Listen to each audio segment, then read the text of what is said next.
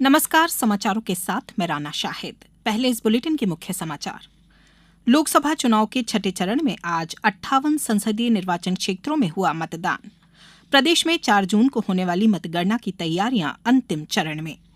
नौतपा के पहले दिन आज प्रदेश के कई शहरों में तापमान 40 डिग्री सेल्सियस से ऊपर और प्रदेश के पर्यटन स्थलों में बच्चों को आकर्षित करने के उद्देश्य से मुंबई और दिल्ली में शुरू होंगे MP tourism experience centre.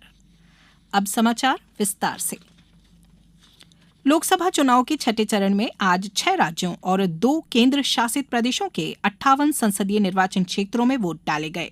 Bihar की 8, हरियाणा की सभी 10, दिल्ली की सभी 7, झारखंड की 4, ओडिशा की 6, उत्तर प्रदेश की 14, पश्चिम बंगाल की 8 और जम्मू कश्मीर की 1 सीट पर मतदान हुआ। ओडिशा विधानसभा चुनाव के तीसरे चरण में 42 निर्वाचन क्षेत्रों में भी वोट डाले गए। आज ही हरियाणा की करनाल और उत्तर प्रदेश की गैसंडी सीट पर उपचुनाव के लिए भी मतदान हुआ। लोकसभा चुनाव के इस चरण में कुल 889 उम्मीदवार चुनाव मैदान में हैं। इस चरण में शाम 5 बजे तक 58% से अधिक मतदान की खबर है।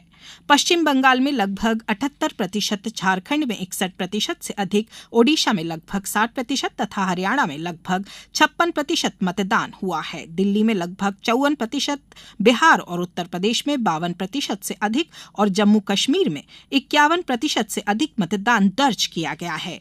ओडिशा विधानसभा चुनाव के तीसरे चरण में लगभग 60% मतदान की खबर है।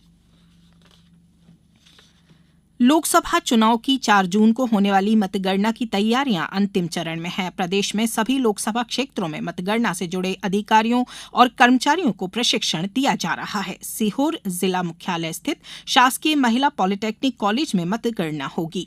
मतगणना कार्य सुचारू रूप से संपन्न कराए जाने के लिए कलेक्टर एवं जिला निर्वाचन अधिकारी प्रवीण सिंह ने आदेश जारी कर नोडल अधिकारी एवं प्रभारी अधिकारी और सहायक अधिकारी नियुक्त कर दायित्व सौंपे।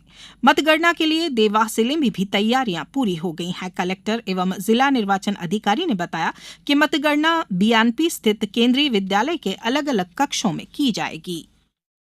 4 जून को जो हमारी काउंटिंग होनी है लोकसभा इलेक्शंस की, सभी मतदान दल जो काउंटिंग के दल हैं वो गठित कर दिए गए हैं। उनकी फर्स्ट राउंड ऑफ ट्रेनिंग्स भी पूरी हो गई हैं। उनकी सेकेंड राउंड ऑफ ट्रेनिंग्स इसी वीक में की जाएंगी। इसके अलावा दोनों ऑब्जर्वर महोदय भी नियुक्त किए जा चुके हैं। साथ ही 14 टेबल्स प्रत्येक विधानसभा के लिए लगाए गए हैं। तो जैसा कि हम देखते हैं कि लगभग 250 से 300 के बीच में हमारे टोटल पोलिंग बूथ्स हैं प्रत्येक कॉन्स्टिट्यूंसी में। तो उस अनुसार लगभग 18 से 22 के बीच में राउंड्स हमारे होंगे।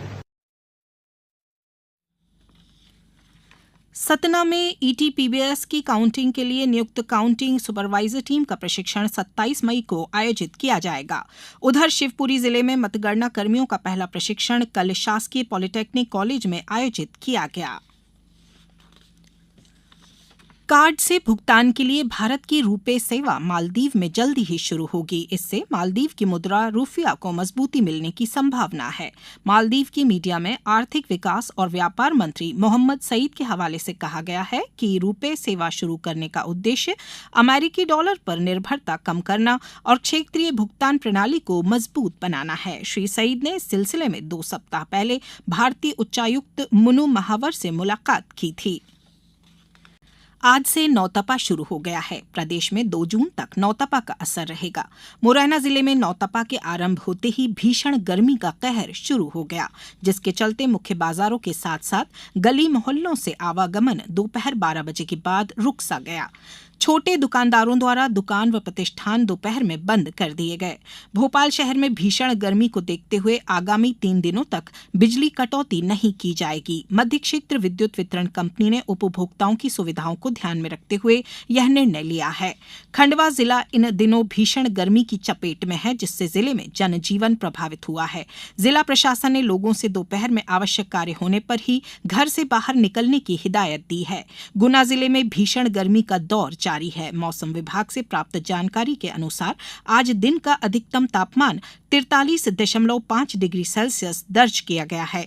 जबलपुर में भी अधिकतम तापमान 40 डिग्री सेल्सियस पार पहुंच गया है। हालांकि पूर्वोत्तर मध्य प्रदेश के ऊपर सक्रिय चक्रवातीय परिसंचरण के प्रभाव से संभाग के डिंडौरी, मंडला, सिवनी, छिंदवाड़ा, बालाघाट जिले में तेज हवा के साथ कहीं कहीं बूंदाबांदी की संभावना जताई गई है।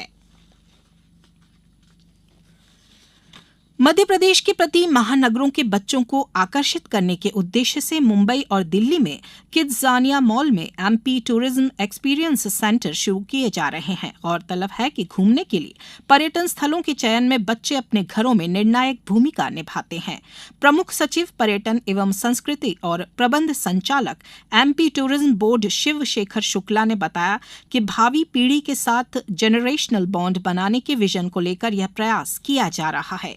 उन्होंने बताया कि किड्जानिया के साथ विशेष रणनीतिक साझेदारी के तहत एमओयू कर Madhya Pradesh tourism experience centre की स्थापना की जा रही है। इसके तहत 3D virtual reality, treasure Hunt जैसे मनोरंजक और आकर्षक तरीके से बच्चों को प्रदेश के पर्यटन स्थलों के बारे में बताया जाएगा। इसके फलस्वरूप बच्चे अपने परिवार के साथ प्रदेश की यात्रा पर आने के लिए आकर्षित होंगे।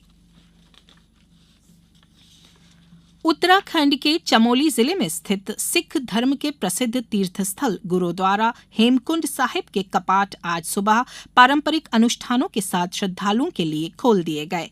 गुरुद्वारे के कपाट खुलने के समय कई हजार श्रद्धालु वहां उपस्थित थे।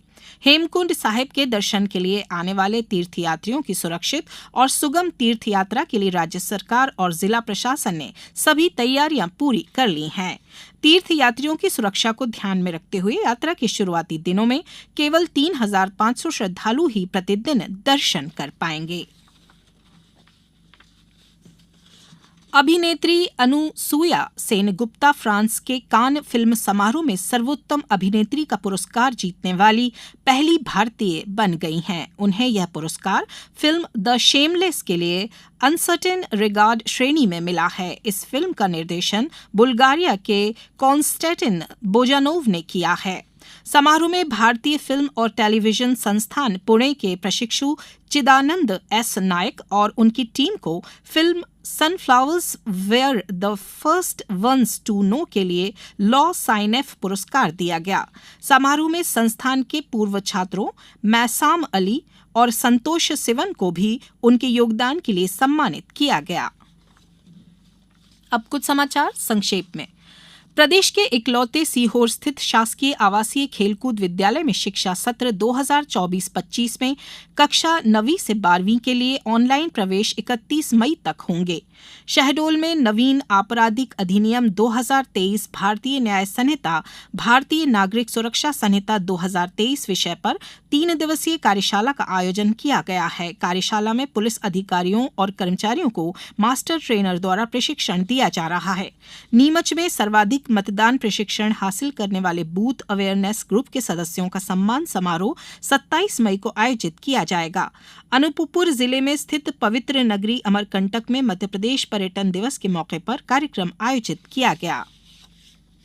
इस बुलेटिन में बस इतना ही। दीजिए इजाजत। नमस्कार।